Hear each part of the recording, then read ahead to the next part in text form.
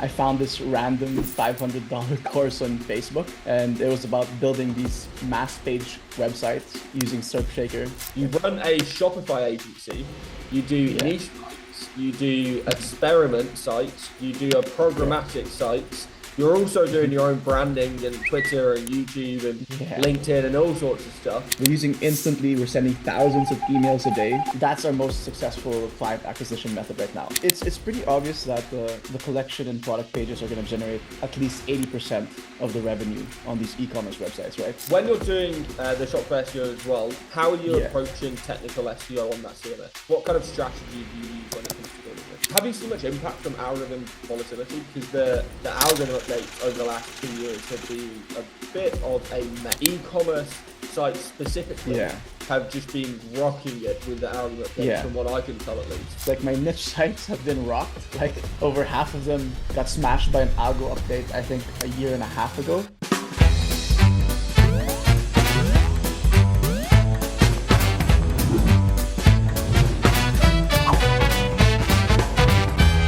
Hey guys, and welcome back to another episode of these interviews on my YouTube channel. And I am joined today by a guy who has been an awesome SEO that I've been following for quite a while on Twitter.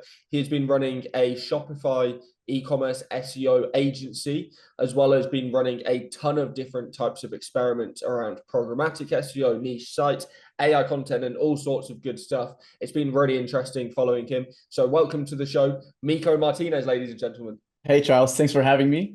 Excited to be here. This is my first ever interview of this sort, so take it easy on me, and I'll do my best to answer all your questions.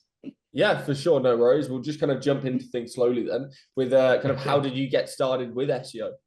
sure. That's actually an interesting story. I started in 2018, and it was actually like doing a black hat SEO strategy. I found this random $500 course on Facebook, and it was about building these mass page websites using Surfshaker. Like it involved like just grabbing all the long tail keywords for a certain brand and using Surfshaker to basically publish pages for each of these long tail keywords with spun content. And because the competition on these long tail keywords were super low, we would end up ranking for these random long tail keywords, and then we would monetize with affiliate. Um, but I knew that that strategy wasn't good long term, so I decided to, invest in learning more about like real SEO, and that's how I found Matt Diggity. That's how I found the Authority Hacker guys. I went to the Chiang Mai SEO conference in, I think that was 2019, and then that's when I, found you, Kyle Roof, and all these other big names in the SEO industry. And that's really when I started building some niche sites.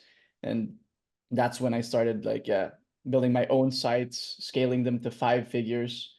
Um, and yeah, I think the rest is history from there. It was always just learning from you guys. I never really had to do my own SEO tests. All I did was follow you guys, you, Corey, Matt, Robert, and just learn from what you guys are saying online. I never had to do the tests myself. All I had to do was implementation. And that's worked pretty well for me so far, despite all the algorithm changes and things like that. Always seem to find a way to make SEO work for me. And today I'm running a Shopify SEO agency and doing a little bit of programmatic SEO. That's really just like a side project. It's just for fun. And it's pretty similar to what I was doing in the start, except it's just crazier now with AI and the access to all the technology we have today. So yeah, that's basically the last 5 years for me. Yeah, so you kind of just said all those things that I kind of wanted to get onto my next question, which was you Okay. run a Shopify agency, you do Yeah. niche sites, you do Mhm. experiment sites, you do a Yeah. programmatic sites. You're also doing Mhm. your own branding and Twitter and YouTube and Yeah. LinkedIn and all sorts of stuff. Mhm. Where do you split your time? How do you find all this time? And what kind of does your Mhm. normal week look like? Yeah. So I think the reason I can do all of these things is number one, I'm learning most of this from like people like you. So I don't have to do the research myself. I don't have to do all the testing myself. So that helps a lot. And number two, I'm Filipino. and I'm based in the Philippines. So I have a huge team behind me actually helping me do all these things, and it's very cost effective. Like I think there's 20 people, or at least 20 people on the team helping me in the background doing all these things. So I don't actually have really long days, to be honest. It really depends. I think it comes in cycles. Like when I'm in the Philippines, I do like grind and work like 8-hour days. But for over half of the year, I'm actually traveling.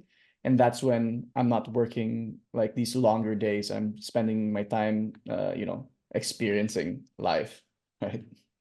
And now for a quick message from our sponsor, Search Intelligence.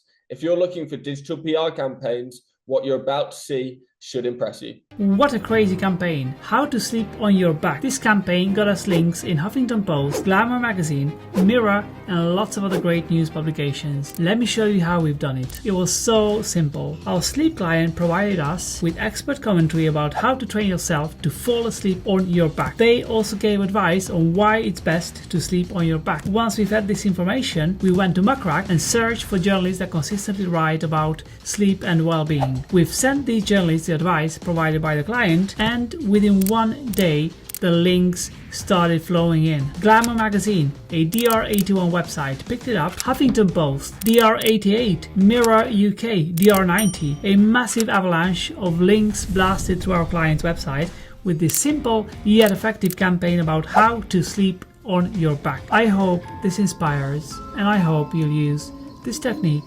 to land massive links to your or your client's website. Yeah, 100%. Well, that sounds awesome, to be fair, considering that I sit by myself in my house for like 13 hours a day working most days. That's insane. That's insane. I don't know how you can do that. Sounds a lot better life that you have, man. So on to my next question. What have been your most successful methods for generating clients, especially early on? And you just said it as well, you're in the Philippines, but you're generally going to be working with more Western brands and stuff, right? Especially kind of Shopify clients and things. What have been your most successful methods for generating those clients and leads, especially kind of in the earlier days? Sure. Yeah, it was actually like quite a struggle when we first launched the Shopify SEO agency. Like my expertise is in SEO. So we had to learn about client acquisition, sales, and all that agency stuff. And then for the first, I think, 6 months, we didn't land a single client. So it was quite a struggle. But now most of our clients are actually through cold email, which is, I don't know if that's surprising, but we're using the same or similar outreach methods we used to get backlinks, right? We're using Instantly, we're sending thousands of emails a day. And that's our most successful client acquisition method right now. On top of that, obviously, we're pretty active on social media, specifically Twitter, and we're starting to run some Instagram ads and building out an Instagram profile. But like 90% of our clients come from cold email right now. Damn, that's actually pretty interesting. So I don't think there's many other agencies that are doing that. Do you know Daniel Fazio, the Black Hat Wizard guy? No, not familiar. Oh, okay. So he's like the cold outreach wizard guy at the moment that's been spamming everyone. I didn't know, because he runs something called Client Ascension, and it's basically a similar thing. Okay, yeah. I know him. I know him now. Yeah. I've seen him on Twitter. I've known him for a few years and stuff. He's a cool guy. But I just thought that maybe you kind of using it. It sounds like a very similar system to what he was basically putting out recently. Yeah, probably is. Yeah. So when you're kind of doing the actual SEO for these Shopify and e-commerce brands, which pages are you generally prioritizing for optimization? Because a lot of people, when they're doing e-commerce SEO, they'll only focus on category pages and the homepage. They won't put much thought into, all the EEAT stuff or your blog content or your subcategory pages or even your product pages, unique descriptions and things like that. What kind of pages are you looking at when you're prioritizing optimization? Yeah, so like it's pretty obvious that the collection and product pages are going to generate at least 80% of the revenue on these e-commerce websites, right? But I think people seem to overlook the power of supporting blog content. Like, so we actually publish a lot of supporting blog content because we can. We have a huge team of writers. We actually had a SEO content writing agency a few years back. So we have the resources to create all this content, and we do write a lot of blog posts because we've found that it does help rank the collection and product pages. So number one, it helps rank the collection and product pages. And number two, it actually drives additional revenue as well. You can build out an email list. You can nurture these people that end up on a blog post to eventually buy one of your products. So yeah, I wouldn't say we prioritize the collection and product pages. They do generate significantly, majority of the revenue, but blog posts are really important to have as well. Yeah, 100%. You kind of have to have the entire like holistic approach, which is what Corey. Yeah, exactly. Yeah, 100%. Okay, so when you're doing the Shopify SEO as well, from a technical perspective, because it's quite a limited platform, how are you approaching technical SEO on that CMS? Yeah, so we do have like we have a checklist already of the things we always look out for, because out of the box, Shopify does have some, let's say, technical issues built into it, but they're not issues we can't overcome by simply just editing the theme behind it, right? Like the most common one is how the internal product link URLs are built. If you see them, they're normally nested within the collection page. So you can have the same product on different collection pages, and they would have different internal links because of how Shopify is built. But we can actually just edit the code to remove the collection page, and then eventually have the same product page link. So things like that, really. In the end, like if you can just edit the theme, use some meta fields to create the breadcrumbs, and then create canonicals, then you can really, there's no problem using Shopify for SEO, in my opinion. Yeah, it's pretty straightforward, kind of.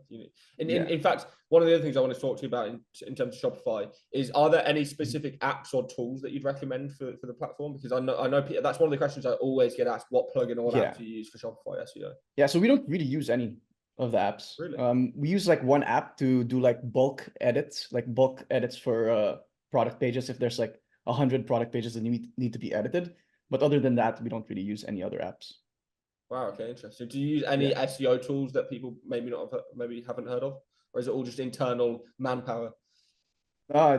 Just internal manpower. I mean, like we use the typical SEO tools like Ahrefs, things like that. But I think those are like just fundamental SEO tools. Nothing Shopify SEO specific. No, yeah, 100%. That makes sense. Do you build links for your clients? Yeah. Yes, we do. What kind of strategy do you use when it comes to building links? Yeah, so 70 to 80% of our backlinks are actually guest posts and link insertions. So it's just a mass outreach, really. So you're just using the same outreach system for the same. Exactly. It's overlapping and kind of intertwined systems make it way easier to manage as well, right? Exactly. Okay. What kind of sending like thousands and thousands of emails a day using Instantly. What kind of prices are you paying for your links, do you know, on average? I think the average is like $75. Okay, that's pretty interesting. For like a DR30, 40, something like that. Yeah. Yeah. Okay, that makes sense. Okay. Have you seen much impact from algorithm volatility? Because the algorithm updates over the last 2 years have been a bit of a mess, to say the least. Yeah. And there've been a lot of complaints. That being said, e-commerce sites specifically have just been rocking it with the algorithm updates, from what I can tell at least.